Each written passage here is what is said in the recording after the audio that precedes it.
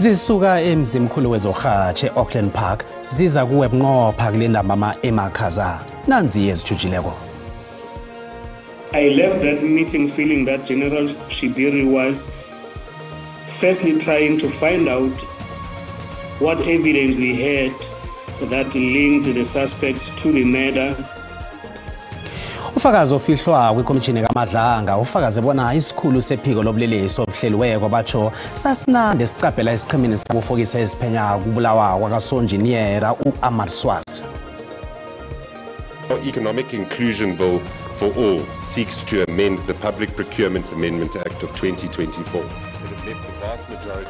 I-Democratic Alliance igandelela amahlelo okwenza amachuguluko kezomnotho azakwenza bona ihlelo le-BBBEE licinywe ngombana kuhlomula abantu banye. Ready, like everything that we have adjusted, everything that we have prepared, we are ready for the exam. My academic journey was not really great because, as you know, being a good child is hard work. Kuyathoma kusasa ukutlola kwenhlahlubo zokuphela komnyaka abafundi bathi azisale seziza inhlahlubo abatlole baqede kade batshelwa njalo.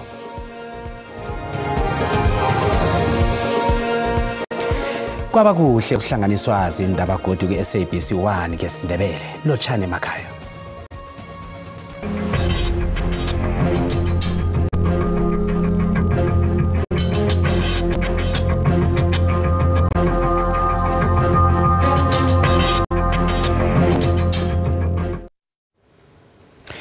Ikomishini kaMadlanga izwe bona isikhulu sephiko labofokisi bamacala ahleliweko uMajor General Richard Shibiri batsho walinga ukucaphela isiqhemeni esiphenya ukubulawa kwakwa-Ahmad Swart bona sifunjathiswe. Lokhu kunjengobana ufakazi obizwa ngofakazi A olifokisi lathunywe bona liphenye ukubulawa kwakwa-Swart liveze ukucaphela kwaloyo solwa ngokuba lilunga le-Big Five cartel uKatiso Molefe. Komishini iyaraga ukuphenya insolo zokucaphela kwenilelesi sabopolitiki emazweni womthetho.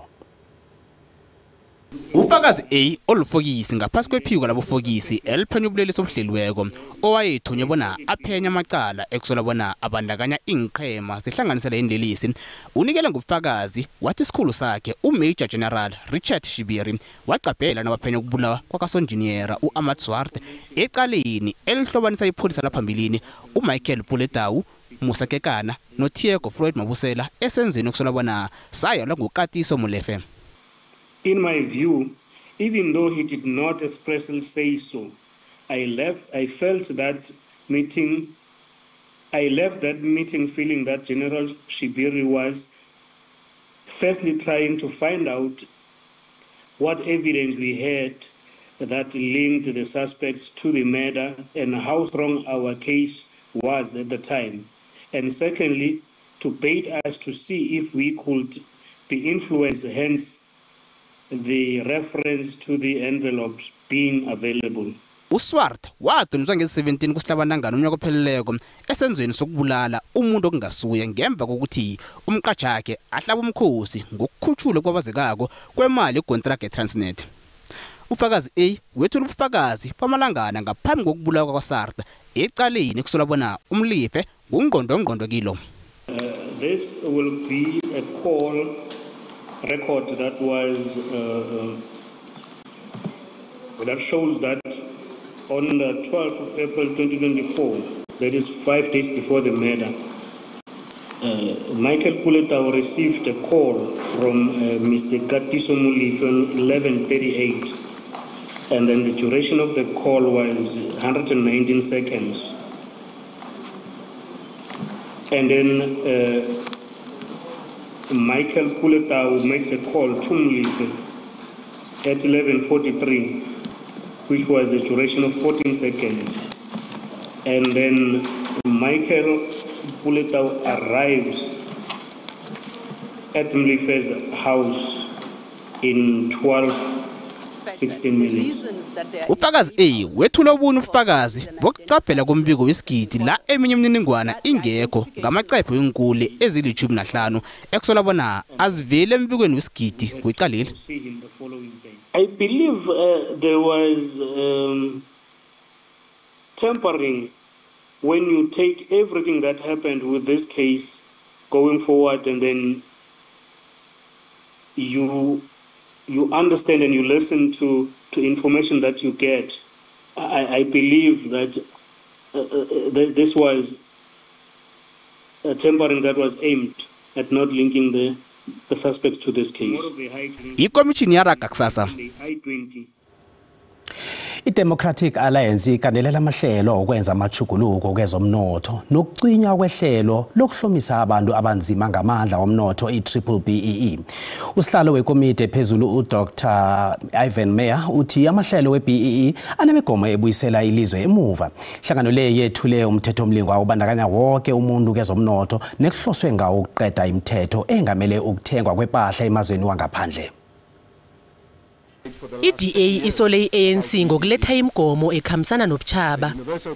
Isikhulu sezemigomo ku-Democratic Alliance uMatthew Kubet uthi i-ANC iragela phambili nokuletha imigomo ekhandela abantu beSouth Africa pha naziza endabeni zetuthuko yezomnotho. Our Economic Inclusion Bill for All seeks to amend the Public Procurement Amendment Act of 2024 to repeal all race-based preferential procurement provisions and replace them with real empowerment system that targets poverty as a proxy for disadvantage instead of race.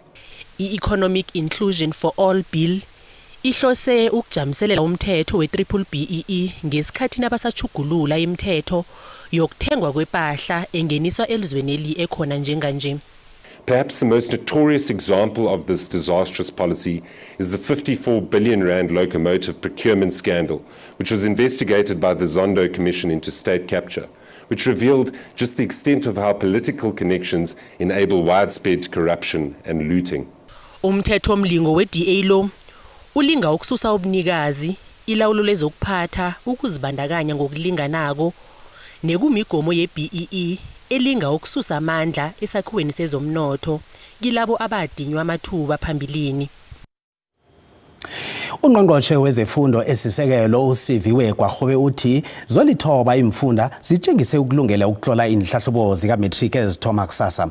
Ungqongqoshe ubekhuluma nembikindaba eKruger National Park esikhukhuza eMpumalanga namhlanje. Umnyango utlolisa abafundi abayi-790,000 abayokutlola inhlahlubo zokugcina zika matric lezi mveke ezisithandathu ezizako. We are pleading with communities and parents and guardians to, one, not only support our learners, but also make sure that we protect this crucial time. And while we've made contingency plans for things like industrial or protest action, we do plead with communities that we understand that this is such a crucial time for our learners. Elimpopo umnyango wezefundo esifunde nesi uthi unethemba lokuthi uzokurorobha khudlwana ekuthuthukiseni izinga lokuphasa lidlulele ngale kwe-90%. Abafundi baka grade 12 esikolweni iKhakwa Secondary School eMuleji bathi bakulungele ukuthoma ukutlola inhlahlubo zika matric zika 2025. We are ready, like everything that we have adjusted, everything that we have prepared, we are ready for the exam because the motivation that the principal is giving us, teachers, they are motivating us to work hard. My schedule with regard to studying, it has started on Mondays to Saturday. I study every day. I make sure that every day I take my book, study, work hard. Kanti naKwaZulu Natal imphathimandla zakhona zefundo zithi konke sekujame ngekwekhabo lakhona. We have employed more monitors across the province because we don't want any learner that will pass on the basis of cheating. If they cheat, that means the credibility and the integrity of our result will be questioned. NeFreystata ngisweso abafundi bathi nakukuphumelela enhlahlobeni zabo yinto abayilindeleko. Kuthulisele kusasa ekhothe ephakeme kweMpumalanga ukulalelwa kwecala lokubulala elithweswe uRasi Nkuna. Unkuna osadosa isigwebo sokugirekola lijele amahlandla amabili. Usola ngesiga sango 2022 sokuthumba nokubulala uHillary Gadi oyindodakazi yesekela lomholi we-EFF uGodrich Gadi. Unkuna usadosa ingwebo ezimbili zokudilikela ijele ngokubulala intombakhe uPriti Mazibuko nodadewabo lentombakhe uMasha Kanyamazane. Namhlanje uvele kwesikhatshana phambi kwakamagistrata. Igcwetha lakhe liba ungezelelwa isikhatshana ngombana kunamacala angezelelwe kuNkuna yena angakaziswa. Isidumbu sika Hillary Gadi satholwa emangweni onamasimu nca ngembombela ngo-2022 ngemva kokubikwa kwakhe ukuthi unyamalele. Ngileli cala kunabasolwa abane ababotshwako abe bahlotshaniswa nokubulawa kwakhe. Kodwa namacala lawo ahocisiwe ngombana ikhotho yathola ukuthi akhange kutholakala bofakazi. Umndeni kaGadi awukathabi ngokuthwiliswa kwecala. Kuyadisappointa kodwa ke siyathi ukuthi bayena imali lama lawyers akhe because ma lawyers legal aid board and basebenza nama private advocates. So the more better la court the more bayena imali but si ready to basikhona nakusasa until ize case iphele. Icala raga kusasa. Nasibuya entolo. Olwa okuhle nokuhlanzekileko ngokukhambela abafelokazi nendandane ebudisini noma ebuhlungwini babo. Kubanjwe umbuthano wabomma abakhanjelwe bobaba ngokunjala nabo baba babhujelwe bomma ukuthi bayokubhodla bakhuphe ingonyuluka.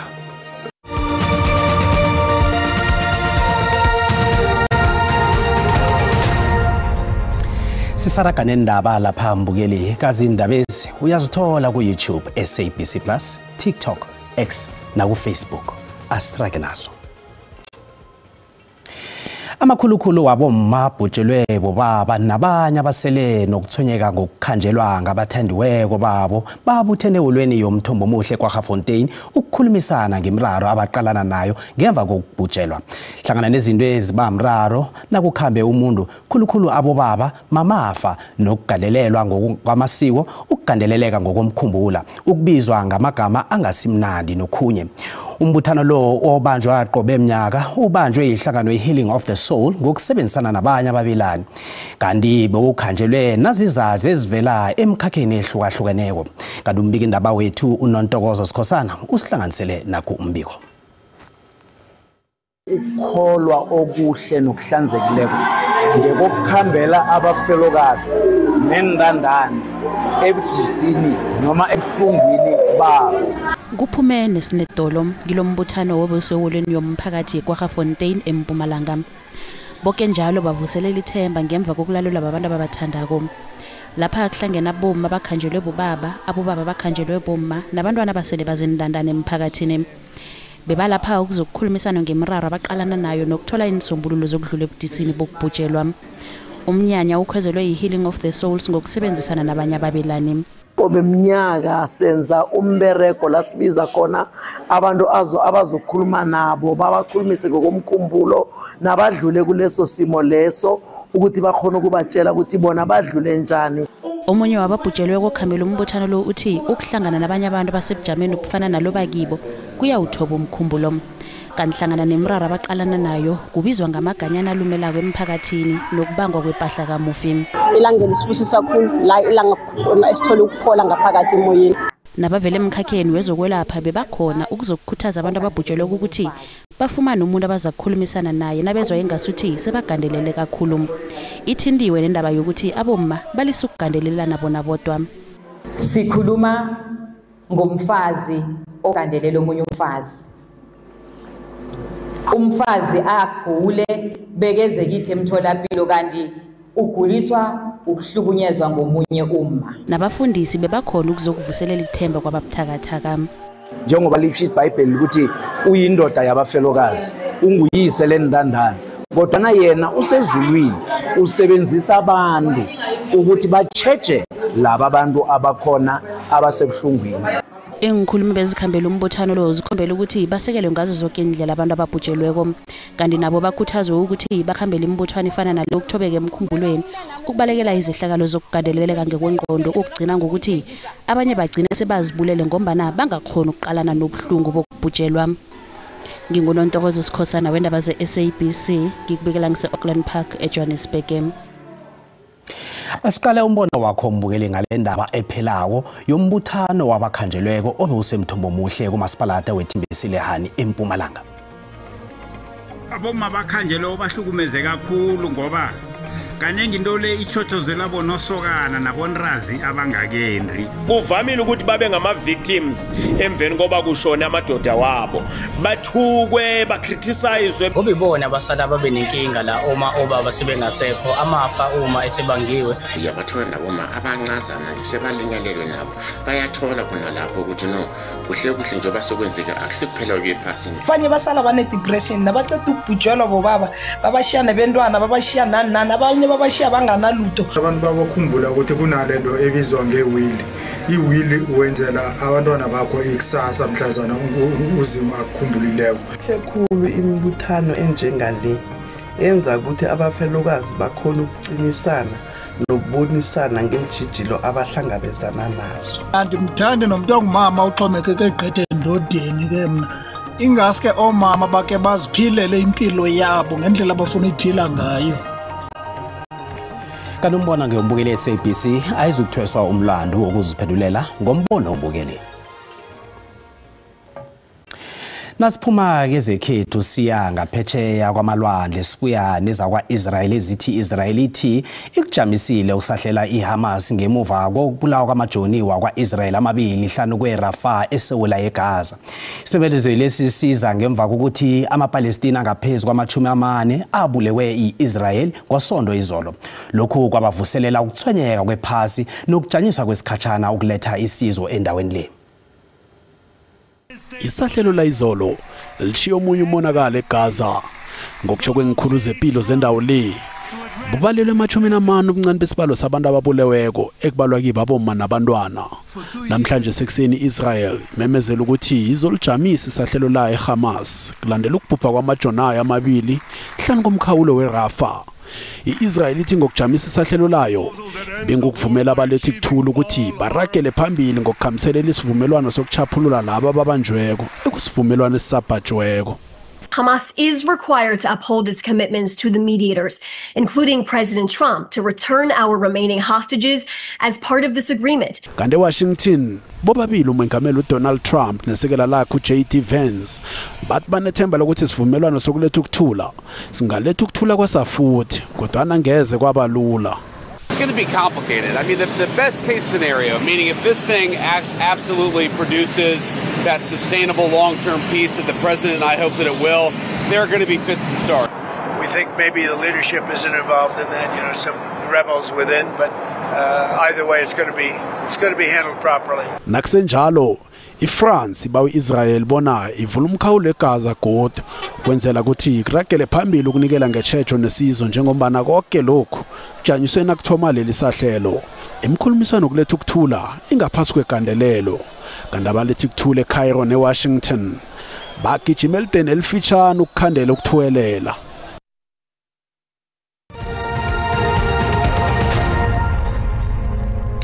Kezemali iranda liqinile nalinganisa nezinye imali ezikulu.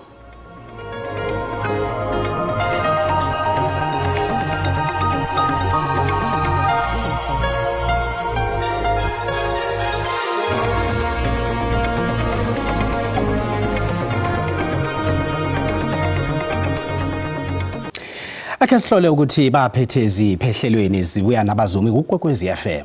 Sibu niphetheni ngapho. Akwande Cedric siyalochisa samukele nombukelo khona usekhaya hlangana nendaba esiziphetheko namhlanje siphethe khuluke lezi zokuthi ukuthoma kusasa abafundi baka grade 12 bathoma ke ukutlola inhlahlubo zabo zokuphela komnyaka nongqongqoshe bekade yalapha ke sifundeni seMpumalanga aveza ukuthi amalungiselelo akhama njani. Isiqhema sebhola eraghawa boy under 17 ekhaya pha sizilungiselela ke ukuchinga emidlalweni yebigiri yephasi yokubanjelwa lapha eKhatam. Lezi nezinye ke ngezihlangana nesiziphetheko enamba namhlanje.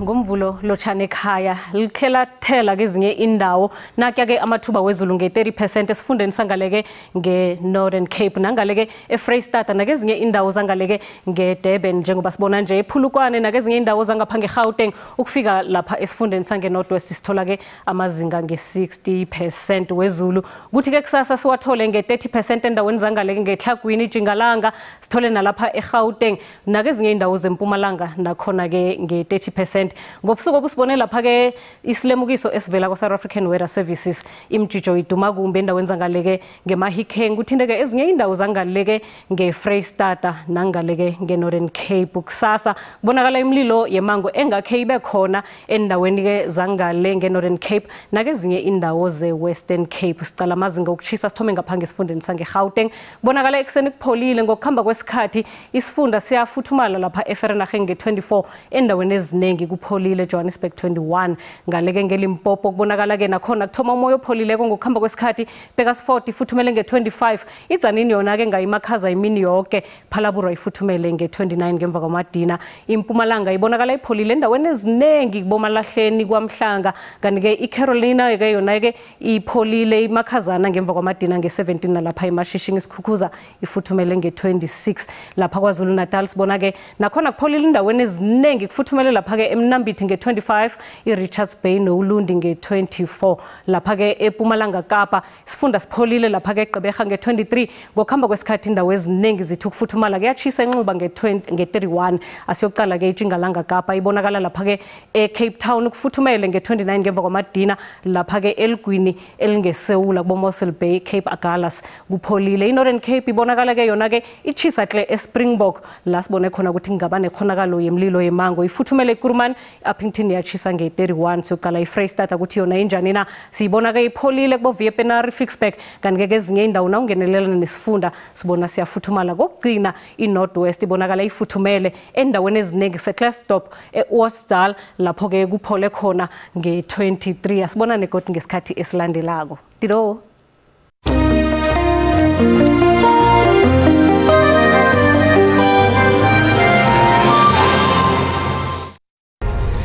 Siyalandela indaba zesizulu ngesibi yekhomba kanti kusasa ngesikhathi esifanako zikhona indaba zeSwati nisale nomusa